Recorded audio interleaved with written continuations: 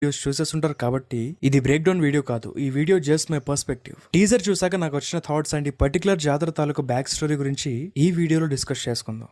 Okay, so let's begin.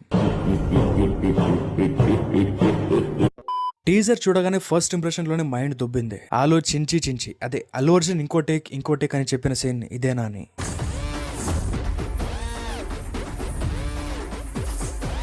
Probably ఇదే అయి ఉంటది. జస్ట్ ఈ సీన్ కోసం అల్లు అర్జున్ 51 టేక్స్ తీసుకున్నారంట. ఇంత పర్ఫెక్ట్ టైమింగ్ తో ఆ బాడీ లాంగ్వేజ్ ని అలాగే మెయింటైన్ చేస్తూ ఆ సీక్వెన్స్ ని పుల్ ఆఫ్ చేయడం అనేది not a joke. It's not a joke brother, it's not a joke.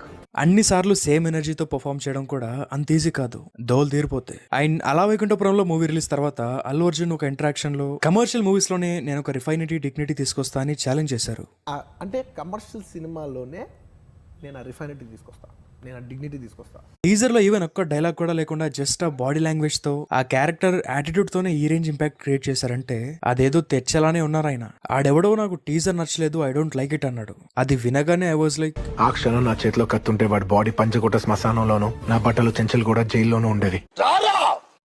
Okay, first నుండి మొదలెడదాం. పుష్పాని ఐమాక్స్ లో చూసిన క్లైమాక్స్ లోని ఫైర్ ఇక్కడ కూడా కంటిన్యూ అవుతుంది. Overall teaser was fire, but అది కాకుండా టీజర్ లో వచ్చే పుష్ప టైటిల్ టెక్స్ట్ యానిమేషన్స్ లో కూడా ఆ ఫైర్ ఓవర్లేస్ ని చూడొచ్చు. Looks good. అండ్ టైటిల్ లో ఒక గోల్డ్ కలర్ లేయర్ ని కూడా చూడొచ్చు. పార్ట్ 1 టైటిల్ ని అబ్జర్వ్ చేస్తే అది ఎర్రచందనం కలర్ లో ఉంటది. ఈ టీజర్ లో ఆ ఎర్రచందనం కలర్ నుండి గోల్డ్ కలర్ లోకి టైటిల్ ట్రాన్సిషన్స్ ని చూడొచ్చు. ది రూల్ టెక్స్ట్ కూడా గోల్డ్ టెక్స్చర్ లోనే ఉంటది. Few days back Pushpa part 3 కూడా ఉంటదని కొన్ని రూమర్స్ వచ్చాయి. So I think part 2 ending లో లేదా పార్ట్ 3 లో పుష్ప గోల్డ్ స్మగ్లింగ్ లో కూడా ఇన్వాల్వ్ అవ్వచ్చు. బికాస్ ప్రతిసారి ఎర్రచంద్రం అంటే ఆడియన్స్ కి బోర్ కొట్టే ఛాన్స్ ఉంది కాబట్టి ఈ మూవీలో గోల్డ్ స్మగ్లింగ్ ని కూడా స్మార్ట్లీ ఇంట్రడ్యూస్ చేసే ఛాన్స్ ఉంది for more money. End of the point పుష్పకి రెస్పెక్ట్ కావాలి. డబ్బుంటే రెస్పెక్ట్ ఆటోమేటిక్ గా వచ్చేస్తుంది. ఎంత ఎక్కువ డబ్బుంటే అంత ఎక్కువ రెస్పెక్ట్ వస్తుంది. So on this point Pushpa ఒక పాయింట్ దగ్గర తన బిజినెస్ ని డైవర్సిఫై చేయొచ్చు. సుక్కు ఎలా ప్లాన్ చేశారో వీడియోను, బట్ పక్కా మజా వస్తుంది. ఈ టీజర్ లో ఒక చిన్న హైలైట్ ఏంటంటే పింకీ ఫింగర్.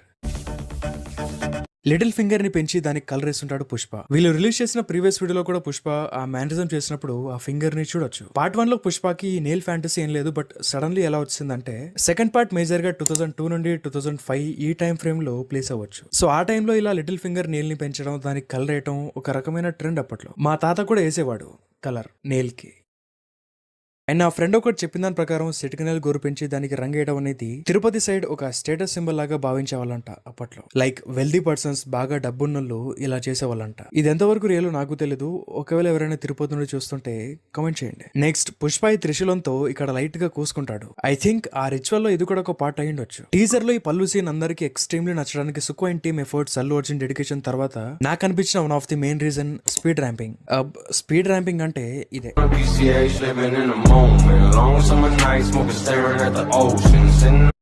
పుష్ప కొంగని పట్టుకుని అలా నడుచుకుంటూ వచ్చి ఇలా డోపుకోవాలి. ఈ సీక్వెన్స్ లో యాక్టింగ్ వైస్ డిఫరెంట్ లేయర్స్ ఉంటాయి. ఒక సైడ్ ఫెమినిన్ బాడీ లాంగ్వేజ్ ఉండాలి, పుష్ప యాటిట్యూడ్ కనపడాలి, అండ్ ఆ ఎనర్జీ ఎక్కడ మిస్ అవ్వకూడదు. సో ఇవన్నీ కలగలిపి ప్రాపర్ గా ఎలివేట్ అవ్వడానికి స్పీడ్ ర్యాంపింగ్ కూడా హెల్ప్ అయింది. అండ్ జస్ట్ ఇమాజిన్ ఈ పోస్టర్ రిలీజ్ చేయకుండా, అసలు Allu Arjun the getup reveal చేయకుండా, అసలు ఏది రివీల్ చేయకుండా డైరెక్ట్ టీజర్ రిలీజ్ చేస్తుంటే ఇంపాక్ట్ ఇంకా ఎక్కువ ఉండేది. డిఫరెంట్ గా హిట్ అయ్యేది టీజర్ అందరికి. బట్ వాళ్ళ క్యాలిక్యులేషన్స్ వాళ్ళకు ఉంటాయి. స్టార్ హీరో కాబట్టి డైరెక్ట్ గా ఇలాంటివి దింపితే ఫ్యాన్స్ యాక్సెప్ట్ చేస్తారో చేయరో అన్న భయం ఉంటది. సో అందుకే ఇలా